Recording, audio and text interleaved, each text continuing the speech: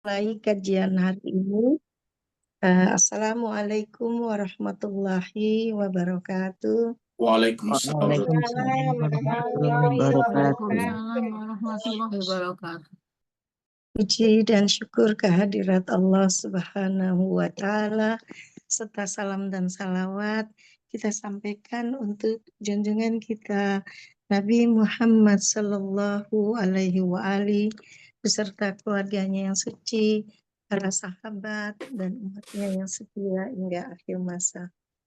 Alhamdulillah di awal minggu bulan Ramadan ini kembali kita bertemu bersama-sama untuk mengikuti kajian rutin yang diselenggarakan oleh Majelis Ilmu Nur Zahra yang kali ini akan diisi oleh Ustadz kita Ustadz Muhammad Rusli Malik, dan tema yang akan beliau bawakan adalah takwa antara spiritual dan empati kepada sesama. Insya Allah temanya sangat bermanfaat untuk kita semua. Mari sama-sama kita ikuti. Ustadz, kajian nanti kita selenggarakan sekitar 1 jam. Kemudian akan dilanjutkan dengan sesi tanya jawab. Dan di akhir sesi mohon kesediaan Ustadz untuk memimpin kita bersama-sama berdoa. Kami persilakan Ustadz untuk memulai kajiannya. Silakan Ustadz. Baik, terima kasih banyak Bu Tuti. Bismillahirrahmanirrahim. Assalamualaikum warahmatullahi wabarakatuh. Waalaikumsalam warahmatullahi wabarakatuh. Alhamdulillahirabbil alamin. Alladzi anzala al-Qur'ana hudan lin-nasi wa bayyinatin minal huda wal furqan. Asyhadu an la ilaha illallah wahdahu la syarikalah wa asyhadu anna Muhammadan abduhu wa rasuluh wa habibuhu wa khatamun nabiyyin wal mab'utsu rahmatan lil alamin. Allahumma salli ala habibina wa syafina wa maulana Abil Qasim al-Mustafa Muhammad. Allahumma salli ala Muhammad wa ali Muhammad. Allahumma salli ala Muhammad wa ali Muhammad.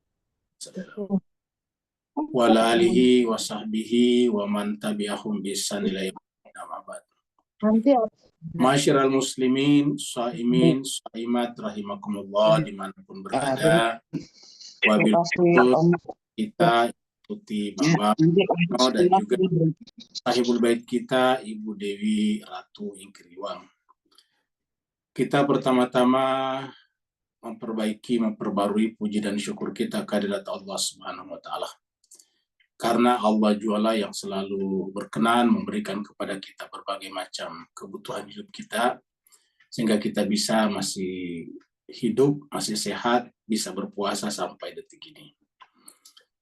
Kita kirimkan selawat dan salam kepada junjungan kita, Nabi kita Rasulullah Muhammad Sallallahu Alaihi Wasallam, serta keluarganya yang suci dan sahabat-sahabatnya yang mulia. Pertemuan kita pada petang hari ini adalah kita beri judul tentang takwa. Takwa antara spiritual dan empati kepada sesama. Di masyarakat kita ada kecenderungan takwa itu selalu hanya dihubungkan dengan vertikal, hubungan vertikal dengan Tuhan. Padahal kalau kita buka ayat-ayat Al-Quran dan juga hadis-hadis Nabi berkenaan dengan takwa, itu dua-duanya. Takwa itu adalah hablum minallah wa hablum minan nas. Kalau misalnya para ulama mendefinisikan takwa sebagai mentaati seluruh perintahnya dan meninggalkan seluruh larangannya, otomatis terkait dengan dua unsur itu. Karena di antara perintahnya adalah bertauhid, di antara perintahnya adalah beribadah kepadanya, dan di antara larangannya kita tidak boleh menciptakan kekacauan di muka bumi. Kita tidak boleh memutuskan tali silaturahim. Jadi dengan demikian, dalam makna takwa itu sempurna sebetulnya. Ada unsur vertikalnya, spiritualnya, dan ada unsur horizontalnya, unsur kemanusiaannya. Nah, kebetulan lagi bahwa puasa kita ini dengan tegas disebutkan adalah untuk bertakwa. Allah SWT berfirman, A'udzubillahi minasyaitonirrajim, Bismillahirrahmanirrahim. Ya ayyuhalladzina amanu kutiba alaikumussyam kama kutiba alal ladzina min qablikum la'allakum tattaqun. Katakan, wahai orang beriman, diwajibkan atas kalian untuk berpuasa sebagaimana diwajibkan kepada umat-umat sebelum kalian. Tujuannya apa? La'allakum tattaqun. Mudah-mudahan dengan berpuasa itu kalian bertakwa. Jadi mudah-mudahan dengan berpuasa kalian bertakwa. Ketika Nabi ditanya, di mana letaknya takwa ya Rasulullah? Nabi memegang dadanya seraya berkata 3 kali, at-taqwa hahuna, at-taqwa hahuna. Jadi takwa itu letaknya di sini, takwa itu letaknya di sini. Artinya takwa itu letaknya pada jiwa, pada penghayatan atas apa yang kita lakukan dalam seluruh aktivitas kita di bulan Ramadan ini. Jadi penghayatan kita terhadap seluruh rangkaian ibadah Ramadan kita, terutama berpuasa, syam atau saum, dan disertai dengan membaca Al-Quran, maka penghayatan atasnya itulah yang melahirkan takwa, karena dikatakan takwa hahuna. Apabila puasa kita tidak melahirkan perubahan pada tingkat jiwa kita, maka otomatis inilah yang dikatakan Nabi, betapa banyak orang berpuasa tidak dapat apa-apa dari puasanya kecuali lapar dan haus belaka saja. Kamin sha'imin laisa lahu min siyamin illal ju'i wal atash. Betapa banyak orang yang berpuasa tapi tidak dapat apa-apa dari puasanya kecuali lapar dan haus saja. Kan lapar dan haus menunjukkan sudah benar puasanya secara lahiriah, yaitu makan, karena tidak makan dia lapar, tidak minum, karena tidak minum maka dia haus. Nah, tetapi kenapa Nabi mengatakan laisa lahu min siyam, tidak ada dapat apa-apa dari puasanya? Tentu yang dimaksud Nabi di sini adalah penghayatan terhadap apa yang kita lakukan selama bulan suci Ramadan tersebut. Nah, jemaah sekalian, kita sudah persiapkan materi berkenaan dengan ini supaya sistematis pembahasan kita. Mari kita masuk ke screen melihat ayat-ayat dan hadis-hadis berkenaan dengan pembahasan kita ini. Marilah nanti simak satu persatu, ayat demi ayat dan hadis demi hadis, yang kalau kita benar-benar bertakwa dalam pengertian yang Allah inginkan, maka kita umat Islam adalah umat yang paling berkualitas hidupnya di tengah-tengah umat manusia sekarang ini. Mari kita masuk ke screen.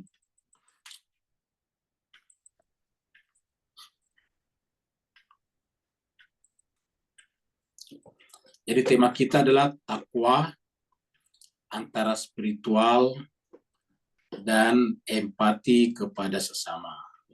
Empati itu adalah lebih beda sedikit dengan simpati. Kalau empati itu memang merasakan apa yang dirasakan orang.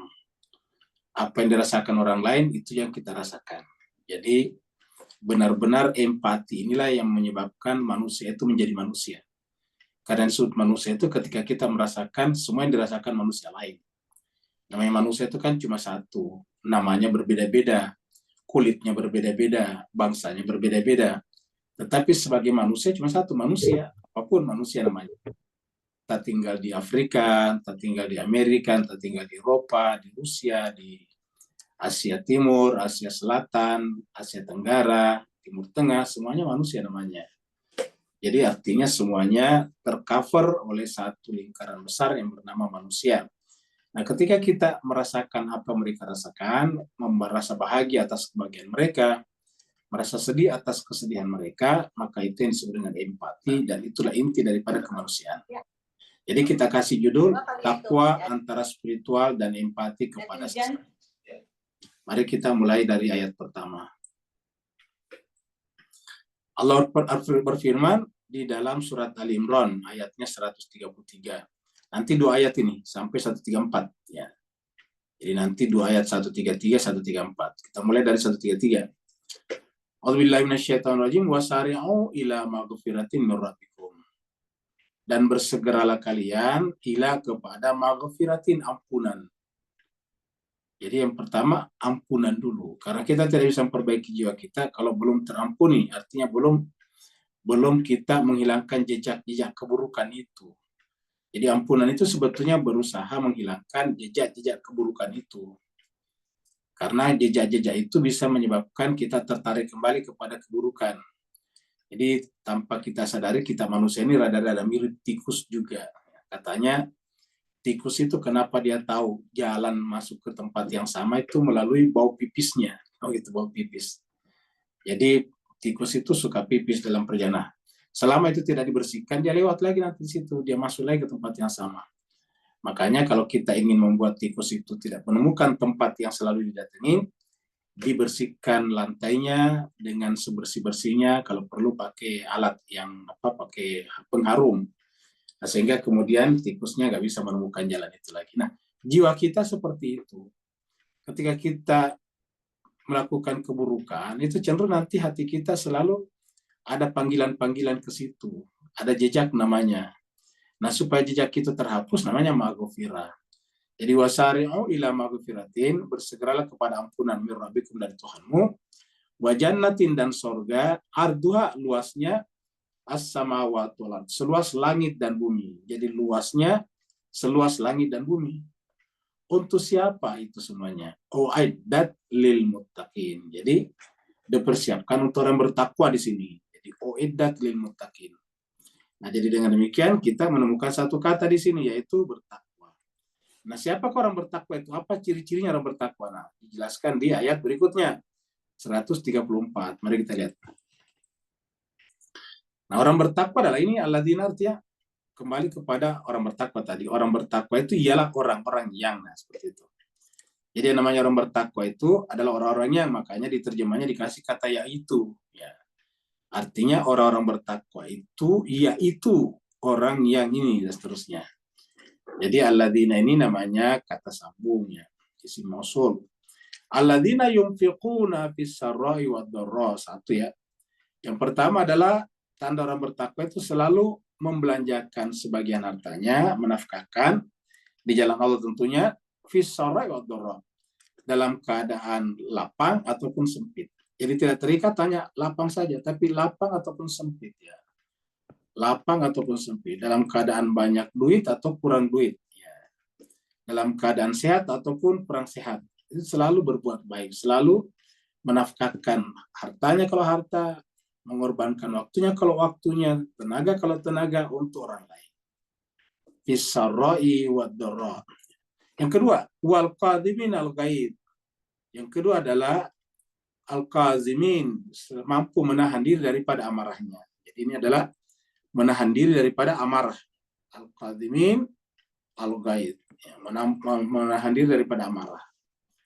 Ingat ya, sekalian terbahagia, kalau kita tidak mampu menahan diri dari amarah, cenderung menimbulkan masalah. Kenapa? Karena orang yang kita marahi pasti biasanya bisa dendam, bisa kembali marah juga, bahkan bisa kemudian macam-macam. Oleh sebab itulah, begitu kita menahan diri amarah, berarti menghentikan masalah sampai di situ. Dan kalau kita tidak mampu menghentikan amarah, berarti memperpanjang masalah. Yang ketiga, wal afina anin nas, memaafkan manusia. Jadi yang ketiga adalah wal afina, memaafkan manusia. Ya. Jadi wal afina anin nas, memaafkan manusia. Ini ingat ya sekalian, manusia di sini bukan orang beriman saja, bukan sesama agama, bukan sesama mazhab, bukan sesama negara, tetapi seluruh manusia. Kalau ada manusia yang bersalah, wal afina anin nas, memaafkan manusia. Yang terakhir, wallahu yuhibbul muhsinin, selalu berbuat baik. Jadi yang terakhir adalah selalu berbuat baik ya. Jadi kehidupannya diisi dengan kebaikan. Cobalah jemaah sekalian kita kita melakukan ini semuanya. Kalau kita mampu melakukan ini semuanya, kan berarti bahwa kita sudah ada tanda takwa. Karena tanda takwa tadi adalah alladzina, yaitu orang-orang yang yunfiquna fis sarra'i wad dharra wal qadhimin al ghaidha wal afina 'anil nas wallahu yuhibbul muhsinin. Ayat berikutnya. Allah berfirman, ya ayyuhalladzina amanu, wahai orang-orang beriman. Kunu, jadilah qawamina, penegak. Lillah, semata-mata karena Allah, syuhada, kesaksian. Bil qisti, dengan sejujur-jujurnya. Jadilah penegak keadilan dengan sejujur-jujurnya, dengan seadil-adilnya. Jadi kita disuruh menjadi penegak. Qawamina itu berdiri tegak. Ya. Di dalam menegakkan kesaksian dengan adil, tidak boleh memanipulasi kesaksian, tidak boleh merekayasa sesuai dengan apa yang kita saksikan. Tapi lebih jauh lagi, wala yajrimannakum syana'anu qaumin ala alla tadilu. Jangan sampai karena syana'anu qaumin, karena ketidaksenanganmu kepada suatu kaum, karena kebencianmu kepada satu kaum, ya, lalu kemudian mencegah kalian dari mana? Dalam berbuat adil. Allah ta'dilu. Apa itu adil? Adil itu adalah memberikan hak-hak orang lain sesuai dengan kadar haknya. Kalau haknya 3 diberikan 3, 4, begitulah. Itu namanya adil. Jadi terkadang kita tidak memberikan hak orang lain karena kita tidak senang orang itu. Nah, Al-Quran mengatakan tidak boleh karena kita tidak senang kepada satu komunitas, satu rumpun bangsa atau kulit tertentu, lantas kita tidak berbuat adil. Itu tidak boleh. Jadi ayat ini menjelaskan bahwa Islam itu, orang bertakwa itu melarang keras adanya rasisme. Jadi di dalam Islam itu tidak ada tempat bagi rasisme, tidak ada tempat bagi feodalisme, tidak ada tempat bagi apartheid, ya, tidak ada tempat bagi fasisme, ya. Tidak ada tempat bagi rasisme, fasisme, dan apartheid. Kenapa? Karena itu semuanya adalah asumsi gerakan-gerakan yang berangkat daripada merasa unggul daripada yang lain. Ya, fasisme merasa unggul daripada bangsanya, merasa unggul daripada bangsa lain. Rasisme, rasnya dianggap merasa unggul daripada ras yang lain. Apartheid, bahwa yang cocok berkuasa hanya kelompoknya saja. Nah, begitulah seterusnya. Nah, jadi Al-Quran mengatakan bahwa jangan sampai karena ketidaksenangan satu kaum mencegah kamu berbuat tidak adil. Artinya apa? Keadilan itu harus di atas segala-galanya. Keadilan itu. Dan siapa yang bisa melakukan keadilan itu? Orang bertakwa. Luar biasa. Orang bertakwa ini. Dikatakan, i'dilu, maka berbuat adillah, huwa aqrabu littaqwa. Karena berbuat adil itu adalah tanda yang paling dekat kepada sifat takwa. Jadi, i'dilu, huwa aqrabu littaqwa. Berbuat adillah, karena berbuat adil itu adalah lebih dekat kepada takwa. Jadi jemaah sekalian seperti itu. Jadi dilu huwa aqrabu littaqwa. Baru wattaqullah, tetaplah bertakwa kepada Allah. Tetaplah bertakwa kepada Allah. Jangan hanya bertakwanya pada saat Ramadan saja, tetapi takwa di dalam Ramadan harus dibawa keluar bulan suci Ramadan. Innallaha khabirum bima ta'malun. Sesungguhnya Allah Maha mengetahui apa yang kalian kerjakan. Jadi Allah itu khabir, mengetahui, mencatat semua yang kita kerjakan. Ya, jadi oleh sebab itulah orang bertakwa itu bukan hanya hubungannya ke atas, kan ini kan kepada sesama ini. Ya. Kalau yang tadi itu kan juga kepada sesama. Ayat sebelumnya surat Al-Imran 133-134 itu kepada sesama. Ini juga kepada sesama karena berbuat adil itu kepada sesama. Kita tidak boleh ada kebencian ras dalam agama kita. Jadi kalau ada orang mengaku Islam tapi masih suka membenci, menyebut rasnya orang, itu tidak benar. Itu pasti tidak benar Islamnya. Ya, jadi kalau kita tidak senang seseorang, ya tetap yang kita tidak senangi sifatnya, ingat. Bukan rasnya, bukan warna kulitnya, tetapi sifatnya. Ada sifatnya misalnya suka menipu, ya. Sifat suka menipu itu yang kita tidak suka. Jangan hubung-hubungkan penipuan dengan ras seseorang, agama seseorang, ataupun mazhab seseorang. Itu tidak boleh karena tidak terkait. Sekarang kita lihat lagi ayat berikutnya. Ini adalah surat Al-Imran ayat 130. Tadi kan sudah kita lihat 133. Kita mundur.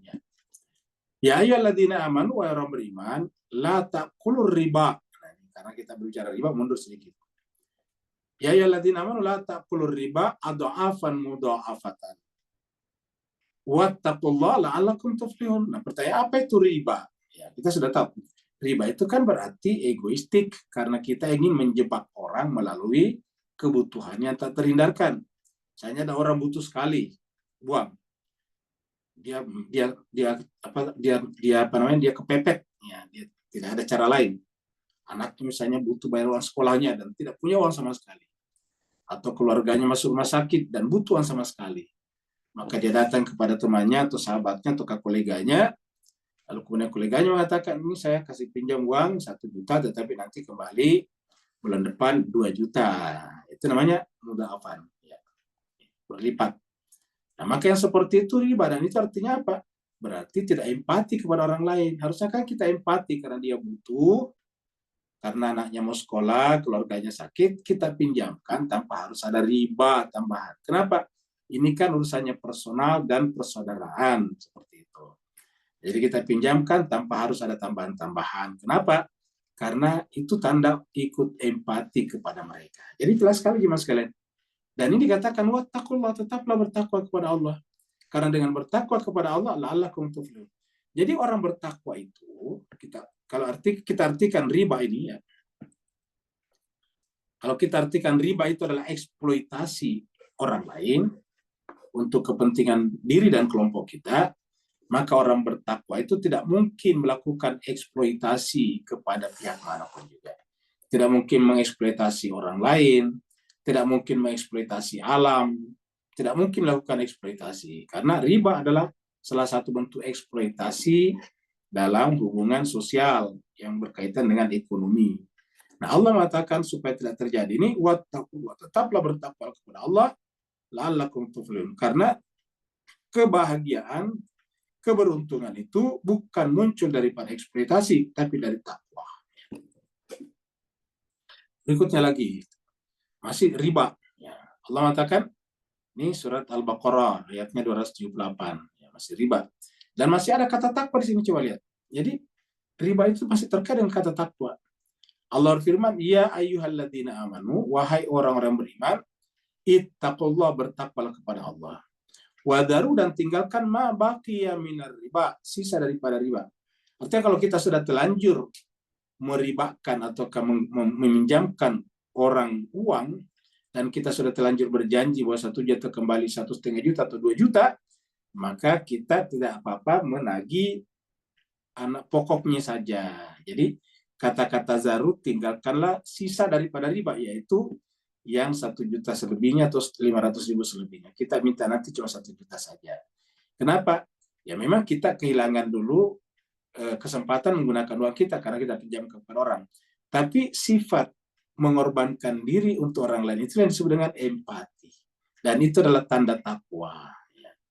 Jadi tanda empati itu selalu ada yang berkorban untuk orang lain. Kenapa? Karena kita merasakan pedih deritanya orang lain. Ya ayyuhalladzina amanu taqullaha, orang beriman bertakwalah kepada Allah, wa daru ma baqiya minar riba. Tinggalkanlah yang tersisa daripada riba. Jadi Al-Qur'an juga tidak ingin mengorbankan kita. Dia tidak mengatakan udahlah berikanlah uangmu semuanya, tidak, tapi sisanya ribanya yang ditinggalkan. Ya. Wa daru ma baqiya minar riba in kuntum mu'minin, kalau kalian benar-benar beriman. Orang beriman itu pasti bergerak menuju kepada ketakwaan. Karena di dalam ayat puasa dikatakan ya ayyuhalladzina amanu kutiba alaikumussyam kama kutiba alal ladzina min qablikum la'allakum tattaqun di sini. Ini kita surat Al-Anfal ayat 1. Surat 8 ayat 1. 8 ayat 1. Allah berfirman, yas'alunaka anil anfali. Mereka bertanya kepada Muhammad tentang Al-Anfal, tentang harta sitaan perang. Ya. Qul, katakanlah, jawablah, al-anfalu lillahi wa rasul. Sitaan perang itu harus dikembalikan kepada Allah dan Rasulnya. Tetapi bukan itu yang kita bahas ini, kaitannya dengan takwa. Fattaqullah, maka bertakwalah kepada Allah, waslihu zata bainikum. Ya. Jadi bertakwalah kepada Allah, ya, bertakwalah kepada Allah, waslihu, dan perbaikilah, damaikanlah. Kata-kata asli itu sebenarnya damaikan, perbaiki. Ya. Perbaikilah dzata bainakum, hubungan di antara sesama kalian. Jadi perintah memperbaiki aslihu itu perbaikilah hubungan-hubungan kemanusiaan kalian. Jadi adalah perintahnya yaitu aslihu, perbaikilah atau damaikanlah dzata bainakum, hubungan-hubungan di antara kalian, hubungan sosial di antara kalian. Nah, apa hubungannya kok Al-Anfal dengan ini tadi? Kan satu ayat nih menunjukkan bahwa tujuan Islam dalam berperang itu bukan untuk merampas harta orang lain, bukan untuk melakukan penganiayaan, bukan untuk itu sebetulnya. Jadi sitaan perang itu karena mereka melakukan kejahatan, daripada hartanya digunakan melakukan kejahatan lebih disita, namanya sitaan perang, seperti itu. Tapi kalau mereka tidak berbuat apa-apa tidak boleh. Jadi Islam itu sebatas itu. Dan kalau ada orang yang sudah mengalah, tidak boleh lagi dianiaya. Di dalam Al-Quran dikatakan, kita tidak boleh berkata, kamu kan belum Islam, saya bunuh kamu. Tidak boleh sama sekali. Itu ada di dalam surat An-Nisa, ayat 94 atau 95. Jadi, Allah mengatakan, fattaqullah, bertakwalah kepada Allah, waslihu, perbaikilah, damaikanlah dzata bainikum, hubungan-hubungan kemanusiaan di antara kalian. Ya, wa atiullah, tetaplah taat kepada Allah. Bagaimana bukti taat kepada Allah? Dengan selalu mengikuti arahan, petunjuk, guidance daripada Al-Quran. Wa rasuluh, dan rasulnya. Ya, rasulnya Al-Quran juga, atau bisa juga ke hadisnya, tetapi yang sahih dan sejalan dengan Al-Quran. In kuntum mu'minin, kalau kalian benar-benar beriman. Jadi sudah dua, tadi sebelumnya juga ada kata in kuntum mu'minin. Ya. In kuntum mu'minin. Jadi kalau kita beriman ya lari ke sini, takwa lagi di sini. In kuntum mu'minin. Nah, jadi intinya di sini adalah selalu memperbaiki hubungan di antara kalian. Ya. Kalau kita perbaiki hubungan di antara kita, itu kata Nabi juga rezeki bertambah. Kenapa? Karena yang namanya aktivitas manusia mencari nafkah itu kan relasi sebetulnya. Relasi dengan yang lain. Kalau kita misalnya penjual, kan kita butuh relasi kepada para pembeli. Kalau pembelinya tidak senang sama kita, ya dia akan pergi. Nah, begitu. Kita misalnya butuh announcement, pengumuman. Ya, kita butuh pengumuman, sounding. Caranya bagaimana ya? Tentu banyak pertemanan. Itu Pak ini, Bu ini jual bakso misalnya. Kan begitu, ini kita dikenal sebagai penjual bakso. Ya, jadi, nah kalau kita dikenal sebagai penjual bakso, orang akan pesan bakso kepada kita. Kenapa? Karena sudah dikenal. Ya, seperti itu. Bahkan kita lihat produk-produk itu untuk perkenalkan dirinya sengaja membayar mahal. Yang disebut dengan iklan. Iklan itu sederhana sebetulnya. Iklan itu dari bahasa Arab, iklan. Iklan itu artinya pengumuman. Wah, ini ada nih produk yang seperti ini. Nah, seperti itu. Nah, kalau kita punya hubungan-hubungan dan sesama, orang tahu, oh, profesinya Pak itu, Bu itu adalah penjual ini, penjahit misalnya. Maka kalau ada orang butuh dijahitin bajunya, dia ingat kita. Nah, seperti itu. Nah, jadi jemaah sekalian, Nabi benar ketika mengatakan memperbaiki hubungan silaturahmi itu rezeki bertambah. Seperti itu. Wa atiullah wa rasulahu in kuntum mu'minin. Bertakwalah kepada Allah dan Rasulnya kalau kalian beriman. Ya. Jadi yang namanya silaturahmi itu selalu bagus. Mungkin Bapak Ibu pernah mendengar cerita. Ada cerita, tapi kenyataan. Jadi di suatu pabrik, ya, pabrik itu ada freezernya, ada coolernya. Ya. Suatu pabrik ketika akhir-akhir pekerjaan, yang ada buruh atau pekerja yang khusus menjaga freezer itu mengalami kecelakaan kerja. Ya, tanpa sengaja tiba-tiba ketika dia dorong membuka itu freezernya, ya tiba-tiba terpental balik dan dia terlempar masuk ke dalam freezer dan tertutup rapat. Karena ini freezer tidak bisa dibuka dari dalam, harus dari luar, karena di luar diputar. Nah, akhirnya si bapak ini terperangkap di dalam. Apa kita bayangkan di dalam freezer, di dalam cooler, terperangkap. Lalu kemudian dia menggedor-gedor dalam, nggak ada kedengaran. Ya, berteriak tidak kedengaran juga. Nah, sampai kemudian ketika tadi sudah pulang pekerja semuanya, lalu kemudian security tiba-tiba datang ke tempat itu dan mendengarkan ada gedoran-gedoran dari dalam. Akhirnya dia buka, selamat orang itu. Ditanya sama manajernya, kok kenapa kau tahu kalau ada orang di dalam? Kata si security itu, ada pekerja buruh di sini yang satu-satunya orang selalu menyapa saya. Setiap hari dia pulang pasti menyapa. Ya, jadi setiap hari dia lewat pasti menyapa kami, katanya di security. Nah, kok kenapa orang ini tidak ada lagi, tidak menyapa kami? Jadi tumben hari ini tidak ada sapaan dari orang ini. Maka kami berpikir pasti masih ada di dalam. Ya, jadi sehingga kita ketika semua orang pergi, kita masuk di dalam. Ada apa yang terjadi? Nah, seperti itu. Jadi kan ini menunjukkan bahwa umur rezeki tadi diperpanjang oleh silaturahim. Maka dikatakan di sini, fattaqullah waslihu dzata bainikum. Ya. Berikutnya lagi. Surat At-Taubah ayat 119. Allah berfirman, ya ayyuhalladzina amanu, orang beriman. Ya. Ittaqullah, bertakwalah kepada Allah. Wa kunu, dan jadilah ma'as-shadiqin. Jadi artinya apa? Kalau kita bertakwa harus selalu bersama orang benar. Jangan selalu cari orang yang buruk. Selalu cari orang benar. Artinya di dalam hubungan-hubungan sosial kita selalu menjadi benar. Apa yang bisa kita tangkap kalau kita pegang ayat ini? Kalau orang itu buruk, tidak ada yang menemaninya, terisolasi dari masyarakat, teralienasinya. Jadi akhirnya apa? Semua orang harus menjadi benar. Ya, supaya apa? Supaya ada temannya. Jangan justru seperti rusak, sistem yang rusak. Kalau sistem yang rusak, justru yang baik tersingkir.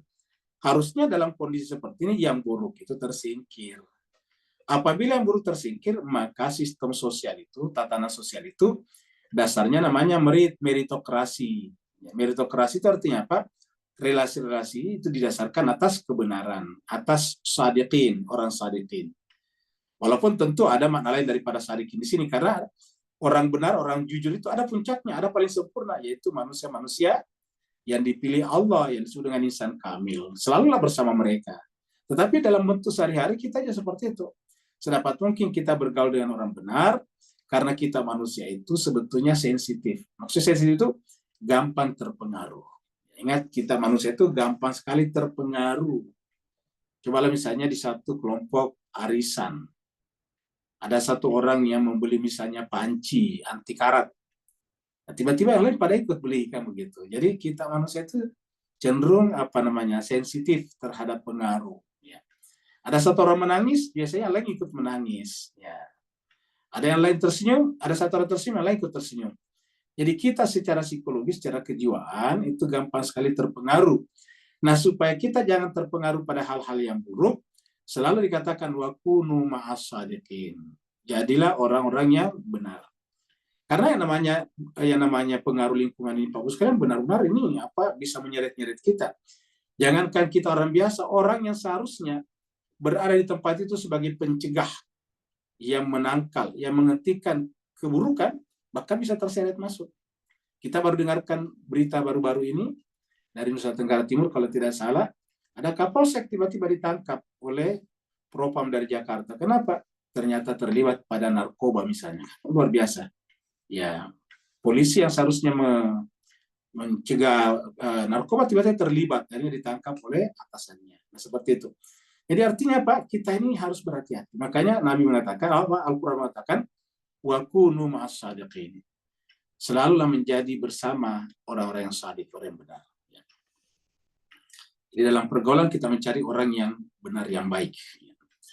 Dapat informasi-informasi dari jemaah-jemaah biasanya kalau berkunjung ke pengajian-pengajian, buat terkadang ada jemaah-jemaah juga kena tertipu oleh siapa? Melalui pertemanan juga. Ya, kenapa? Karena terpengaruh temannya. Ya, jadi temannya punya niat buruk, tetapi masuk di dalam majelis-majelis, ternyata seakan-akan baik, padahal niatnya juga mengorbankan temannya sendiri. Nah, seperti itu. Jadi oleh sebab itulah selalulah bersama dengan orang yang benar. Kunu ma'as-shadiqin. Ya. Kemudian ini adalah surat Al-Ahzab, surat yang ke-33 ayat 70. Allah berfirman, ya ayyuhalladzina amanu, wa orang beriman, ittaqullah, bertakwa kepada Allah lagi. Jadi semuanya ada kata takwanya. Ya. Wahai orang beriman, bertakwalah kepada Allah, wa qulu, dan katakanlah kaulan sadida. Apa itu sadida? Sadida sebetulnya bukan benar, ya, bukan benar saja. Ya, ada unsur benarnya di dalamnya, tapi tidak selamanya benar. Kalau kita buka kamus mencari kata sadid, itu biasanya diartikan relevan, bermanfaat, sesuai dengan tema pembicaraan, seperti itu. Jadi kalau dikatakan di sini, wahai orang-orang beriman, bertakwalah kepada Allah, dan katakanlah atau berkatalah dengan perkataan-perkataan yang sadid. Apa itu artinya sadida? Sadid itu adalah relevan dengan tema pembicaraan, sesuai dengan yang dibicarakan. Jangan keluar dari tema. Kemudian ketiga, mengandung manfaat. Jangan cuma isinya canda-canda doang, gitu. Ya, mungkin canda perlu sekali untuk melakukan semacam ice breaking. Tetapi kalau terus-menerus bercanda isinya, ya nggak bagus. Tidak ada nilainya, kan begitu. Jadi sebab itulah waqulu qaulan sadida. Katakanlah perkataan yang relevan, yang bermanfaat, yang bertema, sesuai dengan tema yang kita bicarakan. Artinya kalau kita sekarang bicara tentang takwa, ya kita bicara tentang takwa. Jangan tiba-tiba bertanya tentang pengusiran Zelensky dari Gedung Putih. Nah, itu kan jauh sekali temanya. Ya. Nah, jadi sesuai dengan tema. Jadi kalau orang Islam berbicara itu seperti itu, terstruktur. Ya. Jadi kalau kita lihat orang bertakwa lebih, coba lihat tadi sudah berapa ayat tentang bertakwa. Kalau semuanya ini menjadi kualifikasi bagi orang beriman, itu luar biasa sebetulnya. Ya.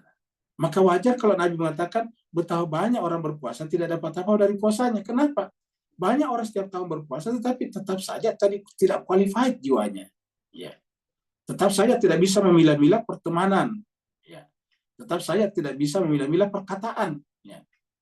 Tetap saya tidak bisa membangun hubungan-hubungan silaturahim. Ya. Dengan sesama. Jadi Allah mengatakan ittaqullah wa qulu qaulan sadida. Kalau bertakwa kepada Allah, menggunakan kata-kata yang baik. Jadi kalau benar tadi sadiqin, kalau ini sadida itu adalah yang relevan. Ya, bisa kita lihat di dalam kamus ini, Mas Kirani. Ada kamus di sini. Nah, ini adalah saya sudah tuliskan ini sadida, sadid ini. Itu tepat, relevan, siap, benar, betul, serasi. Nah, kayak gitu-gitu. Ya, itu sadid. Ya. Nah, jadi lebih kepada itu. Ini sadid. Ya. Kita lanjut. Ini adalah surat Al-Hujurat ya, ayatnya 10. Al-Hujurat ini surat 49, ayatnya 10. Ya. Allah berfirman, innamal mu'minuna ikhwah, fa aslihu baina akhawaikum. Baru di belakangnya apa? Wattaqullaha la'allakum turhamun. Terakhirnya di belakang, bertakwalah kepada Allah, mudah-mudahan kalian dirahmati. Kata-kata rahmat di sini adalah kasih sayang yang dibutuhkan di dalam persaudaraan. Dimulai dengan pernyataan, kalimat pernyataan, ya, apa namanya? Statement dari Allah. Apa statementnya? Innama al-mu'minuna ikhwah. Bahwasanya, ini sebutnya innama bahwasanya sebetulnya. Orang mukmin itu bersaudara. Orang mukmin apa? Mukmin apa saja, tanpa melihat mazhabnya. Mau Sunni, mau Syiah, mau Syafi'i, Maliki, Ibadi, pokoknya dia orang mukmin, dia bersaudara. Kita tidak boleh berprasangka buruk kepada saudara mukmin kita. Dengan alasan ini dan itu tidak boleh, menciptakan alasan. Apa sebabnya? Yang namanya orang, manusia itu dinamis, mobile, progresif, artinya berkembang. Hari ini mungkin salah, besok dia benar. Hari ini kita benar, besok kita salah. Jadi oleh sebab itulah kita tidak boleh menghakimi saudara muslim kita bahwa mereka itu tidak beriman hanya karena tidak seperti cara pemahaman kita. Nah, kalau kita membuat penghakiman seperti itu, nanti yang disebut bersaudara itu terbatas. Terbatas pada apa? Terbatas pada orang yang sepakat dengan kita. Sedangkan ini bersifat umum. Innamal mu'minuna ikhwah. Orang mukmin itu bersaudara. Karena bersaudara, faslihu baina akhawaikum. Sama tadi surat Al-Anfal. Kalau tadi Al-Anfal tadi kan faslihu zata bainikum. Ingat tadi surat Al-Anfal ayat 1. Ya, kalau Al-Anfal tadi adalah faslihu zata bainikum. Damaikanlah, perbaikilah hubungan-hubungan di antara kalian. Kalau di sini damaikanlah di antara saudara-saudara kalian. Jadi kita ini cuma sekedar bahagia kalau kita memahami ayat ini bukan justru memperparah perpecahan Sunni dan Syiah. Ya. Kita ini justru harus mendamaikan keduanya dimanapun kita berada. Kan tidak mungkin kita di antara ada di dua-duanya salah satunya. Tapi dimanapun kita, entah itu kita di Sunni, entah itu kita di Syiah, kita harus mendamaikan kedua-duanya. Kita harus membuat kedua-duanya bisa hidup harmoni, berdampingan, saling memuliakan satu sama lain. Ya. Itu disebut dengan faslihu baina akhawaikum. Akhawaikum di sini adalah ini orang mukmin. Ya. Faslihu baina akhawaikum. Maka damaikanlah di antara saudara-saudara kalian. Baru setelah itu wattaqullah. Jadi artinya apa? Tanda orang bertakwa kepada Allah adalah selalu berpikir mendamaikan. Ulangi lagi, orang bertakwa itu selalu berpikir mendamaikan. Sama tadi dengan surat Al-Anfal ayat 1. Kalau ada orang yang selalu berpikir untuk mencerai-beraikan, memecah belah dengan alasan beda Idul Fitrinya lah, beda satu Ramadannya lah, berarti yang bersangkutan bukan orang bertakwa. Perbedaan satu Ramadan tidak boleh menjadi alasan perpecahan. Makanya juga sekalian berbahagia, janganlah kita mensinisi cara saudara kita menentukan satu Ramadannya. Ya, jangan kita mensinisi orang, jangan kita seakan-akan merasa kita yang paling benar. Karena itu bisa menyebabkan ketegangan di antara kelompok-kelompok. Kalau ada orang memilih satu Ramadannya sesuai dengan metodologinya, kita hormati dengan semulia-mulianya. Itu terbaik juga bagi mereka. Tidak boleh kita katakan, bukan, ini yang terbaik bagi saya. yang saya lakukan yang terbaik. Tidak boleh. Ingat ayat Al-Quran, faslihu baina akhawaikum. Lihatlah Imam Ali Zainal Abidin ketika datang seorang jenderal yang pernah membunuh ayahnya di Karbala, dia perlakukan dengan sebaik-baiknya. Ya. Sekarang surat Al-Mujadalah. Surat Al-Mujadalah itu surat 58 ayat 9. Allah mengatakan, ya ayyuhalladzina amanu, wahai orang beriman, idza tanajaitum, apabila kalian berbicara rahasia. Tanajai itu berbisik-bisik. Tapi berbisik-bisik bukan hanya dua, bisa beberapa orang, tapi berbicara rahasia yang tidak boleh orang lain dengar. Apa kata Allah? Kalau kalian berbicara rahasia, ini tanajaitum, fala tatanajau bil itsmi. Janganlah engkau berbicara rahasia untuk melakukan perbuatan dosa dan permusuhan. Ya. Jadi kita tidak bisa berkonspirasi, berkumpul, membicarakan dosa untuk melakukan dosa. Juga tidak boleh menimbulkan permusuhan. Jadi catat ini jemaah sekalian, orang bertakwa itu tidak mungkin berkomplot, ya, bermufakat, bersepakat secara rahasia untuk menciptakan kekacauan di negaranya, pun di negara orang lain. Kenapa? Itu permusuhan. Jadi Islam tidak boleh berkumpul rahasia bicara bagaimana mengacau negara supaya kita bisa naik menjadi penguasa. Atau bagaimana kita mengacau negara orang supaya kita bisa mengambil negaranya. Itu tidak boleh sama sekali. Itu larangan. Ini larangan. Ini adalah larangan. Jadi umat Islam itu tidak boleh berkomplot. Tidak boleh berkongsi satu sama lain untuk membuat dosa dan permusuhan. Ini mirip dengan surat Al-Maidah yang mengatakan ta'awanu 'alal birri wat taqwa wa la ta'awanu 'alal itsmi wal udwan. Larangannya di situ. Ta'awanu 'alal birri wat taqwa, tolong menolonglah, bantu-membantulah dalam kebenaran dan takwa, dan jangan pernah bantu-membantu dalam dosa dan permusuhan. Wa la ta'awanu 'alal itsmi wal udwan. Nah, di situ ya kita lihat di sini. Jadi tidak boleh kita berkumpul sembunyi-sembunyi untuk membuat makar kepada negara, kepada kerajaan, dan sebagainya. Ya. Makanya kita lihat jemaah sekalian berbahagia, di mana-mana harus orang Islam seperti itu. Ya. Kalau ada satu penguasa yang jatuh, itu karena kesalahannya sendiri, bukan karena ada kelompok yang berusaha menjatuhkannya. Ketika Imam Khomeini ditanya, bagaimana kok bisa kamu menjatuhkan Reza Pahlavi? Imam Khomeini atas saya nggak pernah menjatuhkan Reza Pahlavi. Yang terjadi, Reza Pahlavi membuang saya ke Turki lalu ke Irak, terakhir ke Perancis. Kok buktinya jatuh? Nah, bukan kami menjatuhkan, jatuh sendiri. Kenapa? Ya dia bersikap represif pada rakyatnya. Dia lebih mendahulukan orang luar daripada rakyatnya sendiri. Ya dia memperingati 2500 tahun kerajaan Persia, orang Iran tidak diundang, tidak merasakan. Yang diundang luar. Kontraktornya dari Perancis, semua dari luar semuanya. Coba. Akhirnya rakyat marah kepada mereka. Jadi jatuhnya bukan karena kami, karena perbuatannya sendiri. Nah itu contohnya. Jadi fala tanajau bil itsmi wal udwan wa maksiatur rasul. Tidak boleh juga untuk maksiat kepada Rasul. Maksiat Rasul. Lalu wa tanajau bil birri wat taqwa, ini dia. Jadi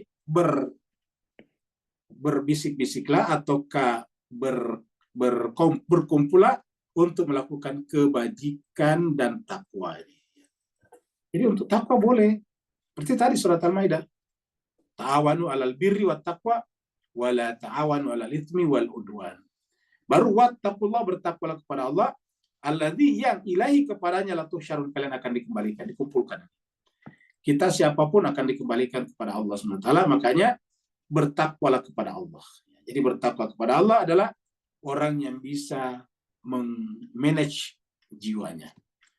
Jadi tidak gampang untuk diajak berkonspirasi. Ya. Apalagi buat kekacauan seperti yang terjadi di Timur Tengah, ISIS dulu.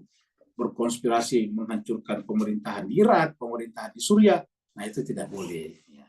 Karena setiap negara, setiap kerajaan sudah punya konstitusi yang mengatur mekanisme pergantian pemerintahannya sendiri. Sekarang surat At-Tagabun ayat 16. At-Tagabun itu surat 64. Allah berfirman, fattaqullah, bertakwalah kepada Allah. Mas tatatum, sesuai dengan kesanggupan. Jadi sesuai dengan kemampuan kita, mastata'tum. Fattaqullah, bertakwalah kepada Allah, mastata'tum, sesuai dengan kesanggupan kalian. Wasma'u, dan dengarkanlah. Saya dengarkanlah tuntunan dari Allah dalam Al-Quran. Wati'u, dan taatlah. Wa anfiqu khairan li anfusikum. Kalau kalian menafkahkan sebagian hartanya untuk kemaslahatan orang banyak, khairan li anfusikum, itu baik bagi diri, jiwa kalian. Jadi kita lihat sini, menginfakkan sebagian harta kita itu adalah baik ya bagi siapa? Bagi jiwa kita, nafs kita. Jadi siapa yang nafsnya ingin merasa bahagia, rajinlah berbagi kepada sesama. Ingat tadi surat Ali Imran yang pertama kita bahas, alladzina yunfiquna fis sarai wad dharra. Wa may yuqa syuhha nafsihi. Siapa yang terpelihara dari apa? Syuhha nafsihi. Jadi pelit. Jadi sifat pelit ini adalah sifat yang buruk karena dia harus apa? Harus kita lepaskan diri.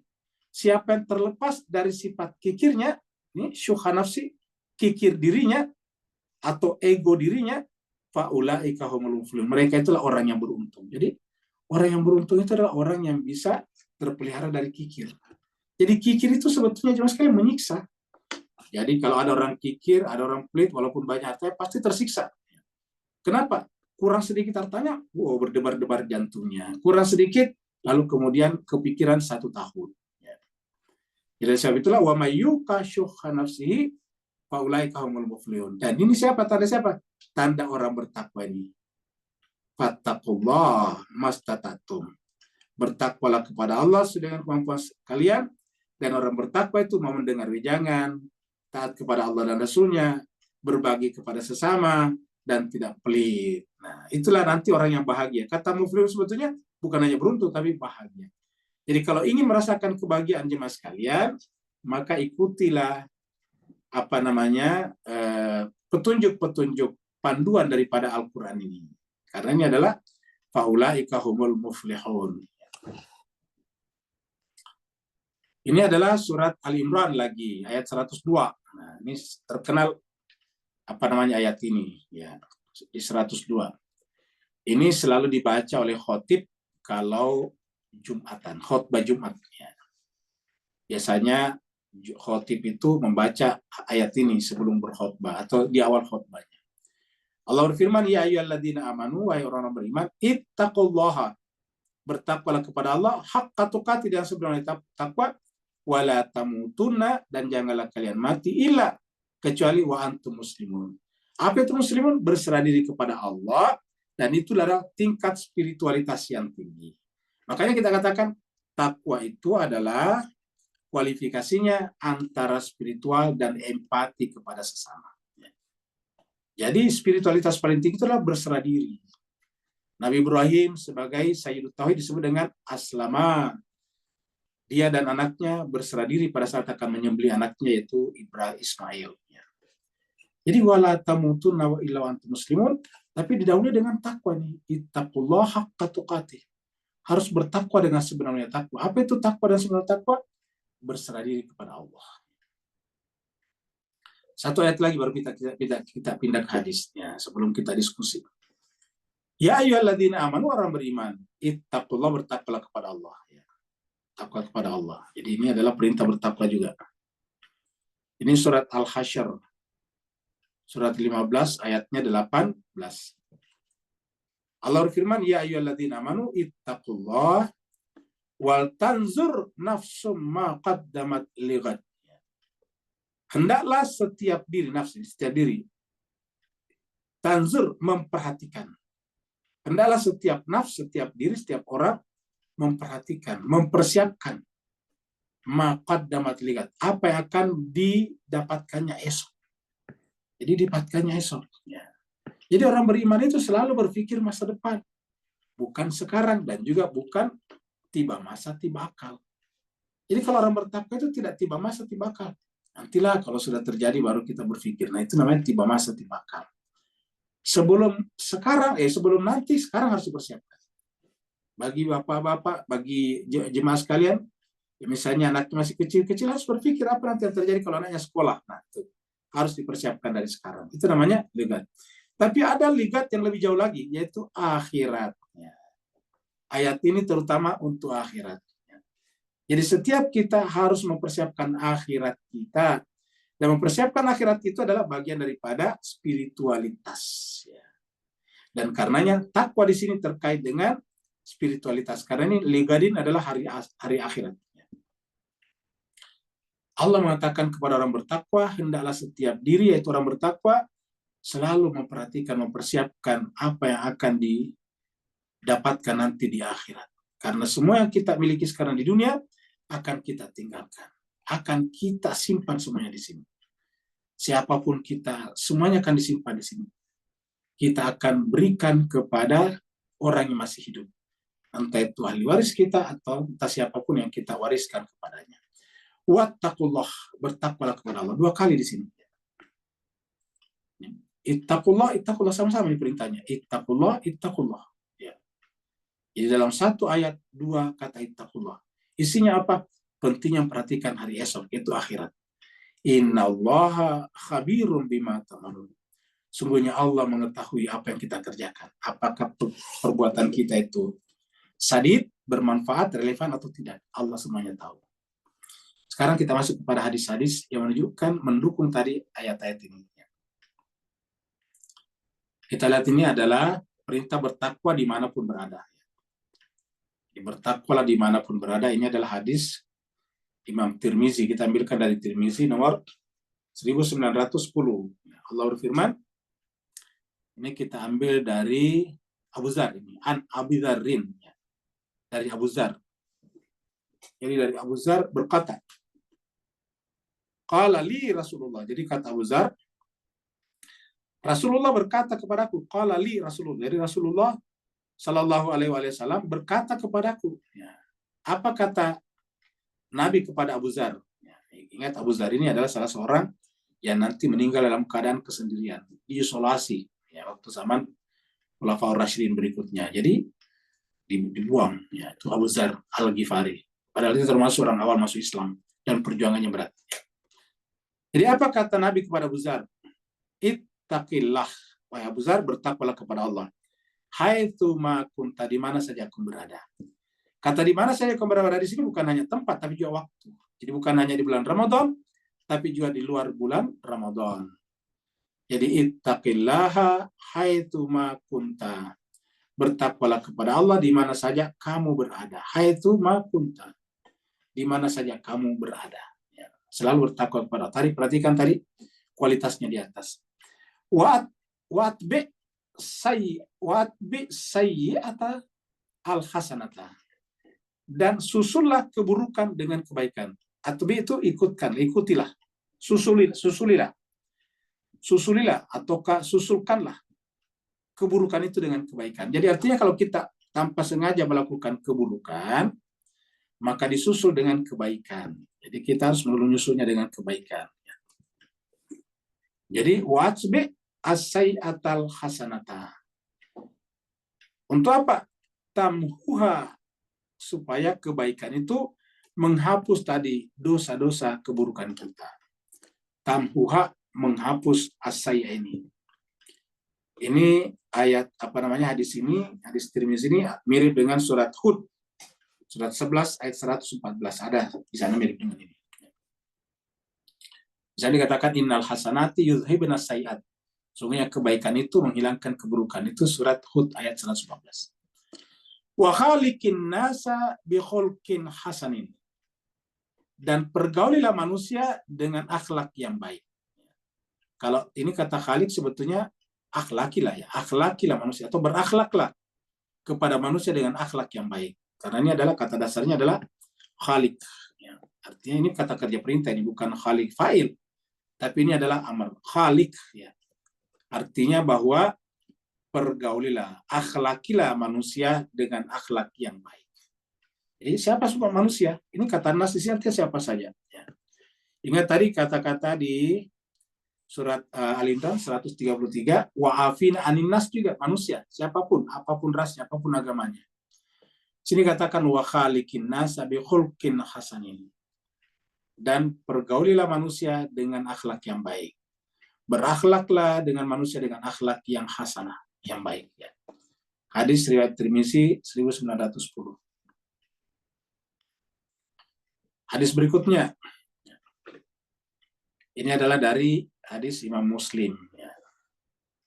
Sifat orang beriman kepada Allah dan hari akhirat. Ya, tapi karena panjang, ya kita cukup kepada Allah. Ini artinya kepada Allah dan hari akhirat. Ini kita ambil dari riwayat Muslim nomor 67. Jadi buku 1. Ya.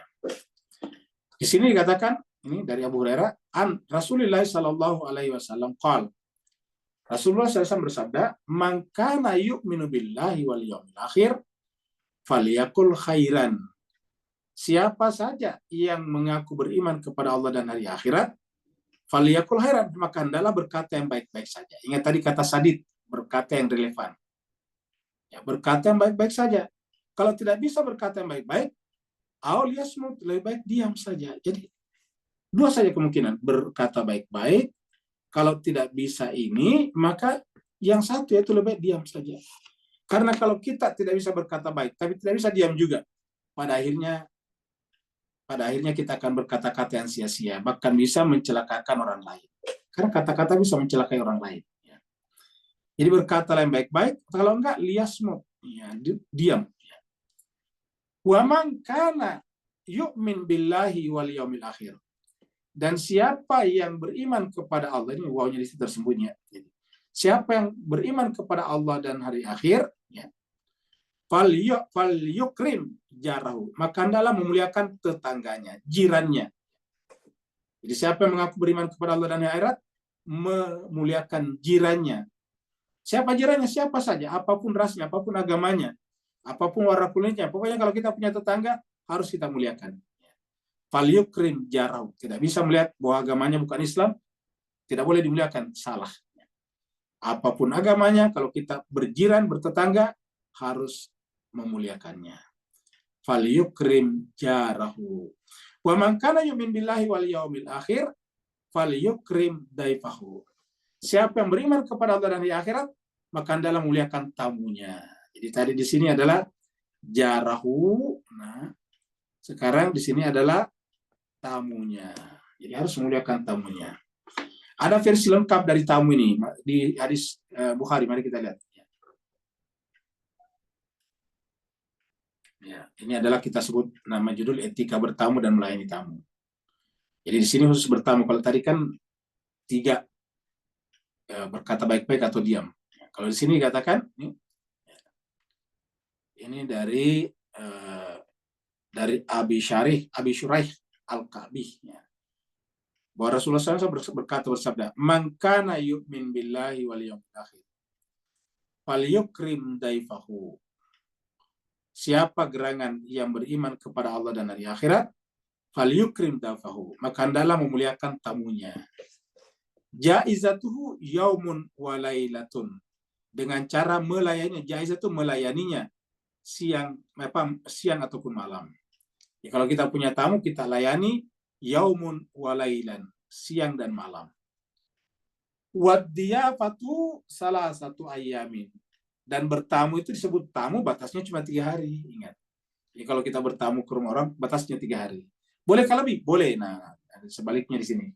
Fama ba'da dzalika, maka siapa yang menerima tamu lebih dari itu, maka fahuwa sadaqatun, maka itu menjadi sedekah besar baginya kepada sang tamu tersebut.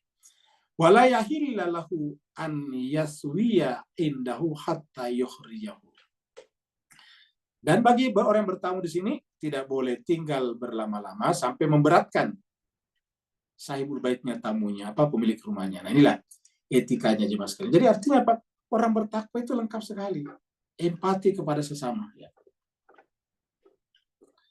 Kemudian ini adalah memuliakan pemuka masyarakat. Jadi kita tidak boleh memperolokkan pimpinan masyarakat. Ingat jemaah sekalian, kalau misalnya ada tokoh di masyarakat sekarang, mungkin kita tidak senang, tapi ingat ada pengikutnya juga. Kenapa nanti pemuka masyarakat dimuliakan? Karena memuliakan pemukanya, hakikatnya memuliakan pengikut-pengikutnya. Maka dikatakan di sini dari Ibnu Umar ini, an Ibni Umar qala Rasulullah sallallahu alaihi wasallam, idza atakum karimu qaumin Fa'akrimuhu, apabila pemuka karim, orang mulianya suatu kaum, pemuka suatu kaum datang kepada kalian, fa'akrimuhu, maka muliakanlah dia. Ayat hadis ini mirip dengan ayat surat Al-An'am 108. Ya. Jadi apabila pemuka kaum datang, maka muliakanlah. Tidak boleh kita merendahkan pemimpinnya orang di depan mereka. Ya. Kenapa? Karena itu sama dengan menyinggung perasaan pengikutnya. Ya. Ini hadis riwayat Ibnu Majah nomor 3702. Jadi ingat, perintah Tuhan mengatakan di sini. Ya. Fa'akrimuhu, ini kata kerja perintah. Akrimuhu. Ya. Maka muliakanlah dia. Siapa yang muliakan? Karimu kaumin. Karimu kaum itu adalah orang mulia dari suatu kaum atau pemuka kaum. Jadi apabila pemuka kaum datang kepada kalian, maka muliakanlah. Tidak boleh kita merendahkannya, apalagi menggunakan kata-kata yang tidak benar. Nah, sayang seribu sayang, Bapak Ibu yang sangat berbahagia, mohon maaf, kita di Indonesia ini mayoritas mutlak Islam, tetapi masih sering kita dengarkan ada saja yang memperolokkan pemimpin. Bisa saja dia tidak setuju dengan pemimpin itu, tapi pada dasarnya tidak boleh kita memperolokkan. Karena ini akhlak. Ya. Ini adalah akhlak di dalam Al-Quran, di dalam Islam. Ya. Kemudian amal yang menambah kemuliaan. Jadi ada amal kalau kita lakukan menambah kemuliaan. Ya.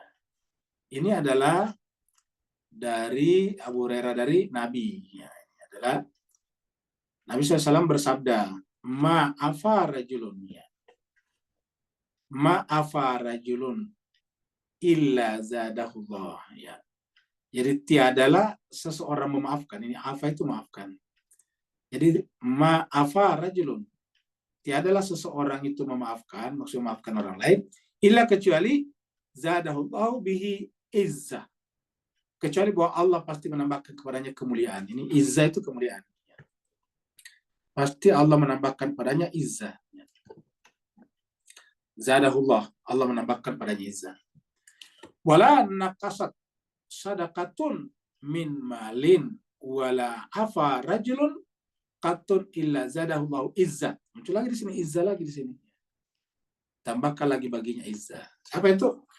Dan tiadalah berkurang harta seseorang karena sedekah. Ini min malin. Ini malnya harta. Tiadalah berkurang dari harta seorang karena sedekah. Nakasat berkurang. Jadi kalau kita bersedekah pasti berkurang hartanya. Ya, namanya bersedekah itu kan memberikan.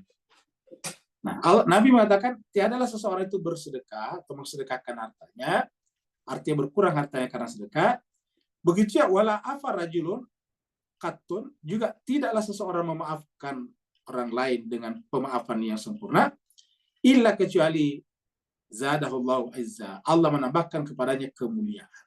Jadi Allah menambahkan kemuliaan. Nah, jadi jemaah sekalian sebagai memaafkan, bersedekah ini membuat orang jadi mulia, izzah. Dan saya kira ini masuk akal. Masuk akal sekali. Kalau ada orang yang peduli kepada orang lain, empati, pasti orang lain memuliakannya. Biasa di gang-gang itu ada tertulis, ya, kalau kalian segan, kami hormat, kalau tidak salah begitu. Ya. Kalau kalian segan, kami enggan, kami hormat. Ya. Jadi kalau kita menghormati orang balik menghormati kita. Ya. Kemudian itulah tadi hadis-hadisnya, cukup hadis-hadisnya, dan waktu kita memang sudah habis. Kita akhiri sampai di sini. Semoga bermanfaat ya jemaah sekalian. Mudah-mudahan tadi ayat-ayat dan hadis-hadis bisa kita renungkan bersama. Jadi kita sekarang sudah tahu kenapa Nabi mengatakan kam min shaimin laisa lahu min syamin illal ju'i wal atash. Betapa banyak orang berpuasa tidak dapat apa-apa dari puasanya kecuali lapar dan haus. Kenapa? Karena puasanya tidak menimbulkan ketakwaan. Takwa itu di dada tidak bisa dilihat, tetapi tadi efeknya, dampaknya keluar itu kelihatan kepada sesama, terutama tadi kelihatan sekali orang bertakwa itu membangun silaturahim, mempersaudarakan orang, selalu mendamaikan sesama, berkorban untuk orang. Coba kita lihat tadi, itulah tanda-tanda orang bertakwa. Nah, kita membahas ini secara spesifik karena kita takut dan tidak ingin masuk ke dalam golongan yang dikatakan Nabi tidak dapat apa-apa dari puasanya kecuali lapar dan haus. Semoga saja. Terima kasih banyak. Kalau benar dari Allah, kalau ada kekurangan dan khilafahnya, dari kekurangan dan khilafan Al-Fatih sendiri, mohon dimaafkan dan kita kembalikan kepada host kita, Ibu Tuti Bambang Sutrisno. Silakan Bu Tuti. Ya baik Ustadz, terima kasih banyak untuk kajiannya hari ini. Kita akan mulai sesi tanya jawab. Pertama saya sudah lihat di chatting room ada pertanyaan. Kita bahas itu dulu ya Ustadz ya. Dari Bapak Suhada. Salam Ustadz, luasnya surga adalah seluas langit dan bumi. Ini banyak penafsiran. Apakah ini untuk satu orang atau untuk semua orang yang bertakwa? Mereka berkumpul di satu tempat yang luasnya seluas langit dan bumi. Silakan Ustaz. Baik, terima kasih banyak Pak Suhada. Ya, jadi kalau Tuhan mengatakan seluas langit dan bumi, arduhas samawati wal ard, seluas langit dan bumi, itu menunjukkan bahwa tidak bisa diukur. Kenapa? Karena alam setelah alam dunia tidak terikat oleh ruang waktu. Tidak terikat ruang waktu. Jadi kita ini dibatasi, ada batas-batasnya karena kita masih berada di dunia. Alam dunia ini adalah alam ruang waktu. Alam ruang waktu itu alam yang limited, terbatas. Alam yang ada endingnya, alam yang ada finishnya. Sedangkan kalau kita sudah keluar dari sini, tidak ada lagi batas-batas ruang dan waktu. Sehingga dengan demikian tidak lagi berlaku pertanyaan apakah untuk satu orang atau untuk banyak orang. Kenapa? Karena alam setelah alam dunia, alam akhirat itu adalah alam yang tidak terbatas. Ya. Yang membatasi, yang menyebabkan terbatas kita ini karena kita punya materi. Nah, ketika nanti di sana kita tidak punya materi seperti ini, ya dia semacam alam bentuk. Bentuk-bentuk itu tidak ada batasnya. Alam bentuk itu adalah alam rohani. Alam non materi. Yang materi ya materi, makanya disebut materi dan bentuk. Dalam filsafat disebut dengan hylomorphism. Hylomorphisme. Jadi ada hylo materi dan ada morph bentuk. Ya, jadi materinya lah yang dibatasi ruang waktu, bentuknya tidak. Makanya bentuk-bentuk itulah yang bisa masuk di pikiran kita. Dan bisa masuk berapapun juga pasti muat. Kenapa? Karena masuk di pikiran kita itu bentuknya, materinya tidak bisa. Kalau kita melihat batu, materi batunya tidak masuk di pikiran kita. Karena kalau dia masuk, nggak muat. Tapi yang masuk adalah bentuknya. Nah, bentuk itu adalah non-materi. Dan karena non-materi, dia tidak dibatasi apapun juga. Sama dengan ilmu juga. Ya. Makanya Imam Ali mengatakan bahwa kalau ilmu itu menjaga kita, kalau harta kita jaga. Kalau ilmu kita bagi tidak berkurang, kalau harta dibagi berkurang. Nah, kenapa? Karena ilmu bukan benda, dia non-materi. Sehingga kalau dibagi tidak berkurang. Ya. Sedangkan kalau benda dibagi selalu berkurang. Nah, begitulah. Dengan demikian, penggunaan kata-kata arduas samawati wal ard, seluas langit dan bumi, hanya caranya Allah menjelaskan bahwa alam di sana adalah alam yang tidak dibatasi oleh ruang dan waktu lagi. Mungkin itu bertanya, terus nanti kalau kita lahir, materinya seperti apa? Nah, dikatakan bahwa kalau kita nanti punya materi di sana, materinya bukan materi seperti sekarang, dari darah dan daging. Ya, ini namanya genetik. Nanti tubuh kita di sana materinya diambil dari amal perbuatan kita. Namanya tajassumul amal. Amal-amal kita yang menjelma menjadi jasad. Tajassum itu dari kata jisim. Jisim itu jasad. Jadi amal kita yang berubah jadi jasad, jadi bentuk. Jadi menjadi tubuh kita. Jadi apa nanti kita di sana tergantung amal perbuatan kita di dunia. Dalam surat Al-Zalzalah dikatakan yauma idzin yasdurun nasu ashtatan liyura a'malahum. Famay ya'mal mithqala dzarratin khairan yara wa may ya'mal mithqala dzarratin syarran yara. Seperti itu. Ya. Pak Syuhada cukup ya? Ada yang lain? Boleh, saya boleh, silakan. Bu. Baik. Silakan Bu. Assalamualaikum. Ya. Silakan Bu. Saya ada dua pertanyaan. Pertama tentang riba dan yang kedua tentang tamu. Nah, yang tentang riba ini kan saya sudah memperingatkan teman saya gitu ya, agar jangan maksudnya jangan meminjam ke riba. Meminjam ke saya kan saya memang enggak ada. Nah, dia menggadaikan sertifikat itu, bukan menggadaikan ya, ini meminjam tapi menaruh sertifikat. Dia pinjam 2 juta, bayarnya sampai 8 juta. Nah, kalau tentang tamu ini kan teman suami saya bertamu sampai 14 hari lah kan. Beliau kan laki-laki. Kadang kan suami saya belum pulang, beliau pulang ke rumah gitu kan. Saya merasa risih, jadi saya bicara dengan suami saya, Pak, tolong itu bilangin teman kamu, kenapa nggak pulang-pulang? Saya kayaknya risih, nggak enak, saya bilang gitu. Salah nggak tuh untuk saya itu begitu menegur suami saya untuk bicara ke teman suami saya? Ustaz, terima kasih jawabannya. Baik, terima kasih banyak, Bu. Suaminya betah. Ya, jadi yang pertama tadi tentang riba. Ini pasti temannya Ibu tadi ngepinjol, ini pasti ngepinjol. Ya. Jadi kalau pinjol sekarang benar-benar seperti itu. Jadi benar-benar itu bisa bisa membuat orang terjebak. Karena itu kan berlipat-lipat. Ya. Jadi pinjol makanya bagus juga kalau misalnya kita di kelompok-kelompok kita, mungkin ada yang lapang hartanya dikumpul-kumpulkan, baru bikin semacam lembaga pinjaman non riba. Jadi walaupun sedikit-sedikit, seperti tadi cuma 1 juta kan kasihan, 1 juta sampai 8 juta, aduh kasihan banget. Dan kita sekarang dapatkan sudah banyak orang satu keluarga bunuh diri karena itu terjebak pinjol. Ya. Iya, sampai akhirnya rumahnya terjual juga itu, bayar itu. Ya. Iya. Makanya memang yang seperti ini lebih baik lebih baik kita di setiap mungkin apalah kelompok majelis atau apa bikin semacam yang punya harta berlebih disedekahkan, disimpan di situ untuk dipinjam. Tapi nanti pinjamnya harus bagus, yaitu misalnya nyicil 50.000 per bulan selama 10 bulan jadi 500.000 seperti itulah. Nah, nanti dilatih juga, diedukasi juga untuk berdisiplin.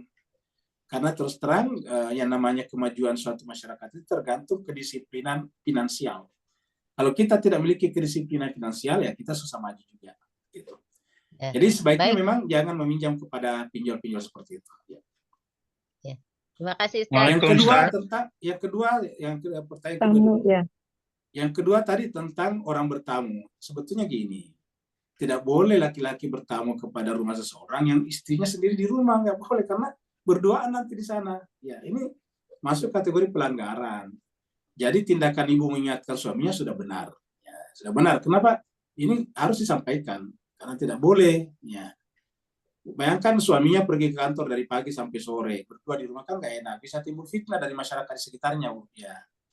Ya oleh sebab itu maka ini tidak boleh. Boleh kalau misalnya bertamu satu keluarga, boleh gitu. Tapi kalau cuma sendiri, terus ibu juga sendiri di rumah, anak-anak nanti sekolah juga kan nggak bagus ini ya. Dilarang memang berduaan ya, berkhalwat namanya. Makanya kata saya, ya Allah, saya bicara sama suami juga sampai ayah tolongin deh ya, saya bilang sama teman kamu, saya bilang gitu. Saya risih, saya bilang gitu. Saya keluar, gimana? Saya di dalam bagaimana? Kata saya. Iya. Iya. Tindakan ibu sudah benar, jadi harus disampaikan. Suaminya yang harus menyampaikan pada bersangkutan, karena memang kita tidak boleh berhenti pada rasa enggan, nggak pernah rasa iba. Iba tidak apa-apa kalau tidak melanggar syariat, tapi kalau melanggar syariat tidak boleh. Ya. Berikutnya lagi, siapa tadi yang bertanya? Ya. Waalaikumsalam. Iya, ini ada. Ya, silakan Pak. Alhamdulillah, barakallahu fi azim. Bismillahirrahmanirrahim. Ustaz, apakah daripada pembahasan hari ini boleh kita simpulkan bahawa setiap message daripada Allah tentang takwa adalah sebuah proses menyeluruh agar fitrah kita kembali suci seperti alam alastu rabbikum, dan itulah kenapa dalam proses tersebut innallaha ma'al muttaqin, dan puasa adalah satu daripada excellent training system tadi Ustaz. Barakallahu fi afwan semua. Baik, betul sekali Mas Keserbag. Jadi betul sekali bahwasanya puasa ini adalah satu madrasah ya, untuk menjadi semacam menjadi semacam tempat yang terbaik untuk melatih diri kita. Jadi bisa dikatakan puasa ini adalah ibadah terpusat, center of excellence ya. Jadi adalah pusat keunggulan. Karena apa? Karena tujuan daripada puasa takwa. Jadi artinya apa? Kalau kita ingin mengukur apakah puasa kita benar atau tidak, kan takwa. Dan kita lihat tadi di ayat-ayat yang kita baca, luar biasa semuanya. Luar biasa. Dan itu baru terbatas. Kalau waktu kita tidak terbatas, bisa kita cari lagi ayat tentang takwa. Banyak sekali. Luar biasa. Jadi artinya apa? Ramadan ini menjadi center of excellence sebetulnya, atau madrasah of excellence, school of excellence.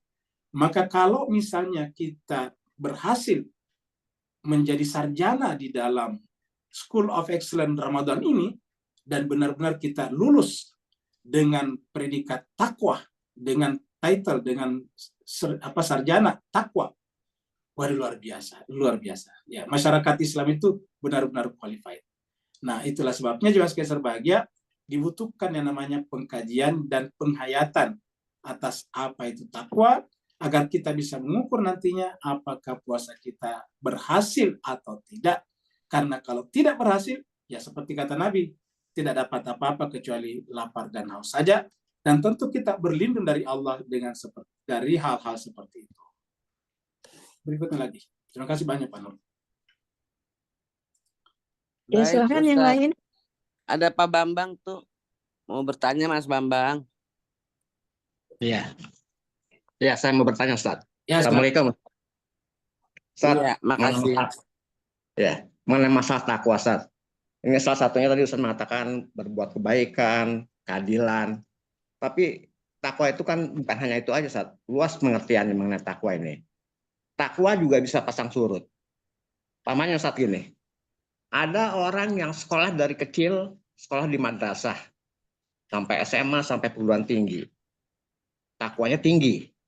Dia tahu apa peraturan agama. Tapi setelah dia menjadi seorang pemimpin dan berkuasa, takwanya itu berkurang, Ustaz. Contohnya seperti kayak koruptor lah, seperti itu, Ustaz. Mungkin dulu sebelum dia menjabat, dia orang baik. Dia bertakwa, dia menjalankan ibadahnya dengan baik. Tapi begitu berkuasa, dengan melihat kondisi yang dia bisa manfaatkan, dia melakukan korupsi, Ustaz. Nah, jadi saya katakan bahwasanya takwa ini nggak bisa standar lurus-lurus saja. Pasang surut tergantung dengan kondisi saat-saat yang ada itu, Ustaz. Seperti itu, Ustaz ya. Terima kasih, Ustaz. Baik, terima kasih banyak Pak Bambang. Jadi kalau ada temannya tadi Pak Bambang yang mungkin dulu waktu masih di rumah orang tuanya atau di kampung atau di pesantren dia bertakwa, lalu kemudian dia sekarang jadi pejabat tiba-tiba korup, ini tanda yang paling jelas fakta bahwa dulu tidak bertakwa. Iya. Karena kalau orang bertakwa tidak mungkin seperti tadi kita lihat. Jadi lalu apa ya? Mungkin baru Islam. Islam itu artinya baru namanya dia sholat. Yang namanya Islam itu kan menjalankan rukun Islam. Rukun Islam itu syahadat, sholat, puasa, zakat, haji. Itu rukun Islam. Dia melakukan ini semuanya secara lahiriah. Nah, apa yang disebut dengan iman itu sebetulnya? Ketika yang kita lakukan secara lahiriah ini menjelma ke dalam jiwa. Dan ketika menjelma ke dalam jiwa lebih dalam lagi, bukan hanya iman, tetapi takwa. Karena orang bertakwa itu tidak mungkin lagi. Contohnya misalnya puasa. Puasa bagi orang bertakwa itu adalah junnah. Junnah itu artinya perisai. Ya. Karena puasa itu adalah melatih kita untuk meninggalkan larangan-larangan. Jadi Pak Bambang lihat coba kita renungkan. Pesawat itu hanya bisa terbang kalau dua sayapnya. Sayap perintah dan sayap larangan. Nah, di antara rukun Islam itu, 4 diantaranya boleh dikatakan mayoritas perintah-perintah di dalamnya. Syahadat itu perintah. Puasa itu perintah, salat itu perintah. Zakat itu perintah. Haji itu perintah. Perintah tawaf, perintah sa'i, kan begitu. Nah, hanya satu ibadah yang isinya larangan, yaitu puasa. Jadi puasa itu sebetulnya nggak punya kegiatan apa-apa, Bapak-Bapak, kecuali larangan. Jadi kalau kita berpuasa itu kemana-mana boleh. Boleh ke kantor, ibu-ibu boleh ke pasar belanja, boleh ngantar anak ke sekolah, pokoknya boleh. Ya. Boleh beraktivitas. Bahkan lebih hebat lagi, satu-satunya ibadah yang boleh tidur, puasa. Ya. Jadi tidak bisa kita tidur sambil baca Quran, tidak bisa kita tidur sambil sholat. Tetapi benar-benar bisa orang puasa sambil tidur. Ya. Puasa sambil tidur, tidak membatalkan puasanya. Puasanya 3 jam, 2 jam, nggak apa-apa. 5 jam nggak apa-apa. Pokoknya dia boleh tidur. Nah, kenapa? Karena puasa itu nggak punya perintah khusus. Isinya puasa, Pak, larangan. Isinya puasa larangan. Larangan makan, larangan minum, larangan berhubungan suami istri, larangan semuanya isinya. Nah, jadi supaya sempurna sayap kita. Kenapa dia koruptor? Tidak memiliki skill meninggalkan larangan. Dia salat karena dia punya skill melaksanakan perintah salat. Dan begitu dia korup, dia tidak terlatih meninggalkan larangan. Karena mengambil hak orang itu kan dilarang. Ya, makanya kita dilatih melalui puasa tadinya. Jadi puasa itu melatih kita untuk meninggalkan larangan-larangan, dan yang dilarang itu sesuatu yang zatnya halal. Milik kita, beras kita, gandum kita, terigu kita, mie kita, air kita, ya, teh kita. Tapi dilarang. Kenapa? Karena puasa. Nah, dengan demikian, puasa tadi seperti dikatakan Pak Nur adalah merupakan training of excellence. Training untuk menjadi unggul, menjadi luar biasa. Karena dilatih untuk meninggalkan larangan-larangan. Pokoknya Bapak bisa bayangkan ya, semua yang disebut dengan kesalahan umat Islam itu pasti larangan. Ya, misalnya korupsi tadi. Kemudian dia melanggar di jalan, itu kan larangan semuanya. Dan sebagainya, menyogok, dan sebagainya, itu adalah melarang, larangan-larangan. Jadi karena kita hanya terampil perintah, tidak terampil larangan. Ada lagi, silakan. Ya, enggak, Ustaz. Kan masalahnya kita manusia, Ustaz. Ya kan, nggak ada manusia yang sempurna, Ustaz. Ya kan, lahirnya manusia yang baik, ya kan. Tapi perjalanan hidup ini, Ustaz, nggak ada orang yang 100% menjalani kehidupan itu dengan takwa, kan, Ustaz. Ada perubahan dalam kehidupannya seperti itu, Ustaz. Ya kan. Jadi ada orang baik menjadi tidak baik, ada orang yang tidak baik jadi baik, kan itu, Ustaz. Nah, ini sifat daripada manusia. Makasih, Ustaz. Baik, terima kasih Pak. Kita koreksi dulu, ada manusia sempurna. Nabi-nabi, rasul-rasul adalah manusia sempurna. Para imam manusia sempurna. Namanya insan kamil. Manusia kita, Ustaz. Ya. Nah, sedangkan kita ini yang tidak sempurna, makanya kita disuruh berpegang kepada manusia sempurna tadi.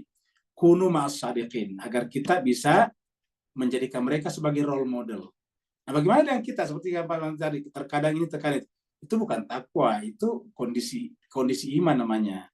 Itu makanya takwa itu Pak Bambang lebih tinggi dari iman.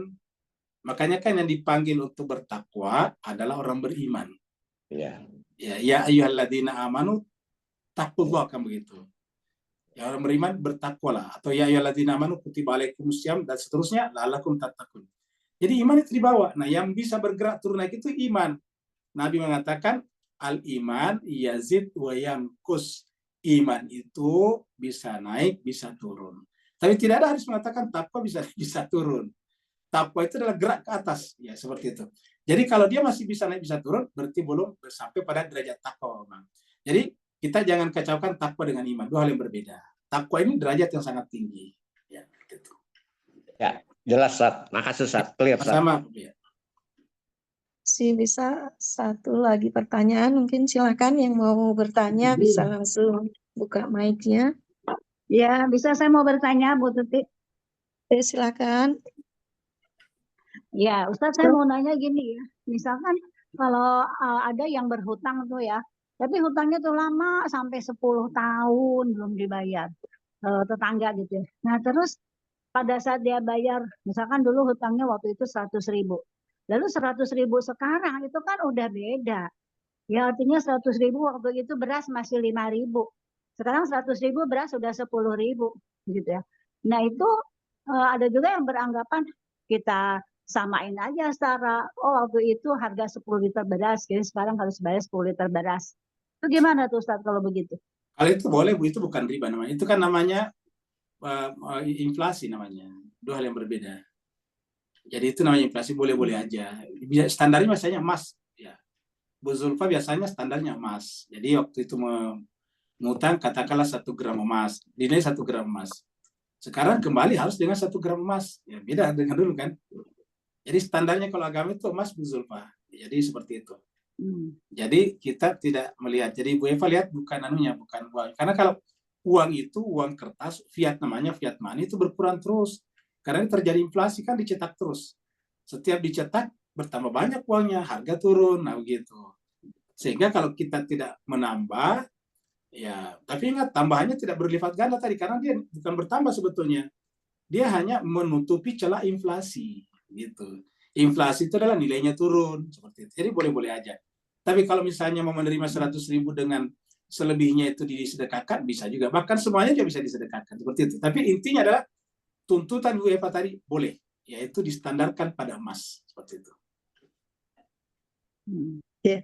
Itu kan walaupun pada saat lagi deh, walaupun pada saat akad katanya nggak gitu, karena kan dulu kan nggak mikir dia lama gitu Ustaz ya.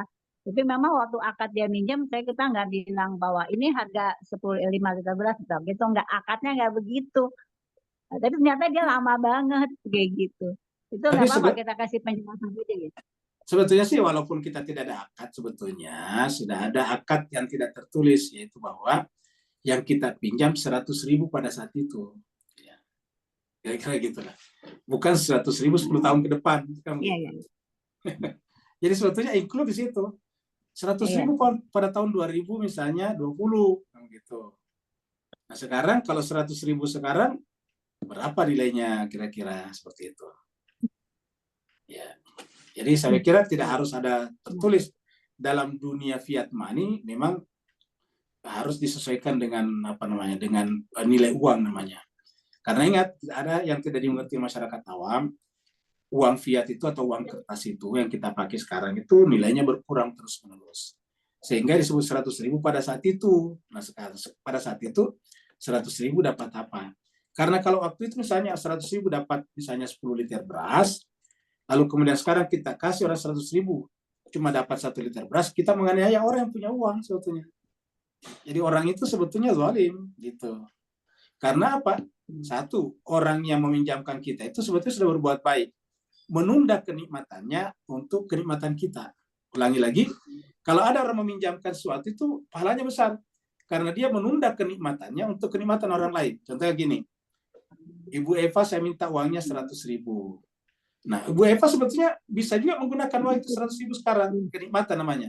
Dan dia tunda kenikmatan itu, dia tidak gunakan itu karena dia dia menghormati saya. Ya, pinjam kepada Pak Rusli kan begitu.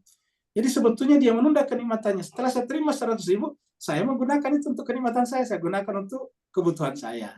Jadi yang namanya meminjamkan itu adalah kita menunda kenikmatan kita untuk kenikmatan orang yang meminjam. Peminjam mengurangi kenikmatannya untuk yang meminjam.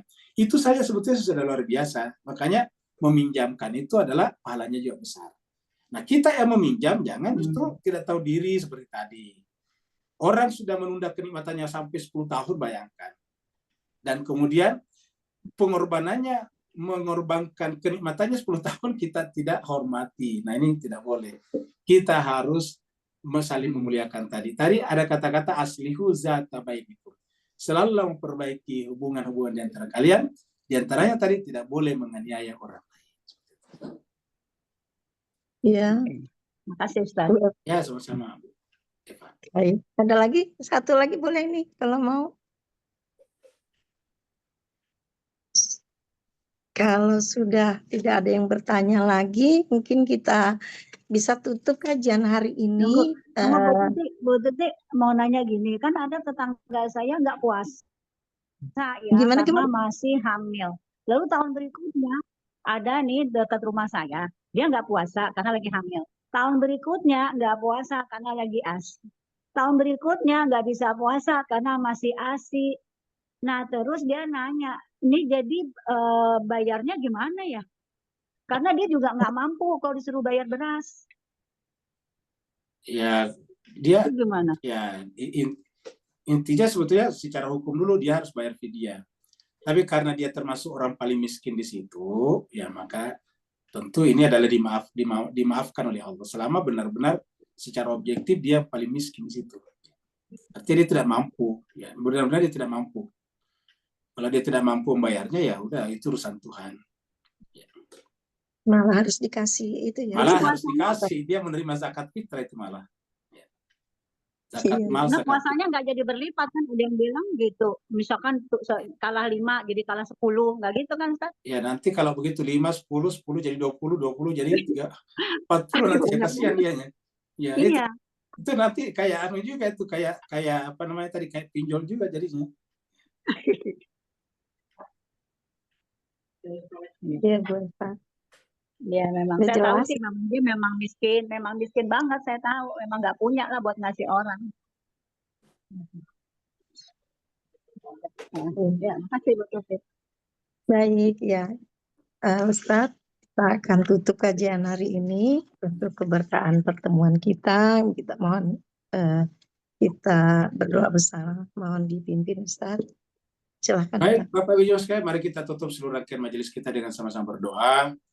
Semoga kita diterima puasanya dan kita bisa naik tingkat menjadi orang-orang yang bertakwa. Amin. Bismillahirrahmanirrahim. Alhamdulillahirabbil alamin, hamdan syakirin, hamdan na'imin. Hamdan yuafi ni'amahu wa yukafi'u mazida. Ya Rabbana lakal hamdu kama yanbaghi li jalali wajhikal karim wa azimi sultanik. Allahumma salli ala Muhammadin wa ala ali Muhammad. Allahumma rabbana zalamna anfusana wa illam taghfir lana wa tarhamna lanakunanna minal khasirin. Allahumma ya Allah Tuhan kami banyak melakukan kezaliman, aniaya kepada diri kami. Kau memberikan kepada kami ibadah yang luar biasa indahnya, yaitu berpuasa di bulan Ramadan. Tapi kami masih sangat sedikit menghayati makna daripada puasa ini. Kalau bukan karena ampunan-Mu kepada kami, kalau bukan karena cinta dan kasih-Mu kepada kami akan masuk ke dalam golongan orang-orang yang merugi. Allahumma rabbana ighfir lana dzunubana wa liwalidina warhamhuma kama rabbayana shighara. Ya Allah Tuhan kami, di bulan Ramadan ini, ketika kami sedang berpuasa, di bulan yang Kamu sebut sebagai bulan maghfirah, kami mohon kepada-Mu, ya Allah, ampunilah segala dosa dan kesalahan kami. Juga dosa dan kesalahan kedua orang tua kami. Sayangilah keduanya sebagaimana keduanya menyayangi kami waktu kecil. Terutama ibunda kami yang telah mengandungkan kami dalam keadaan lemah dan terus bertambah lemah. Kemudian melahirkan kami dalam keadaan bersusah payah, lalu menyapi kami 2 tahun lamanya. Wali jami'il muslimina wal muslimat wal mu'minina wal mu'minat al ahya'i minhum wal amwat birahmatika ya arhamar rahimin. Allahumma ya Allah Tuhan kami, ampuni dosa dan kesalahan saudara muslim kami, dosa dan kesalahan saudara mukmin kami, laki-laki ataupun perempuan, masih hidup ataupun telah meninggal dunia.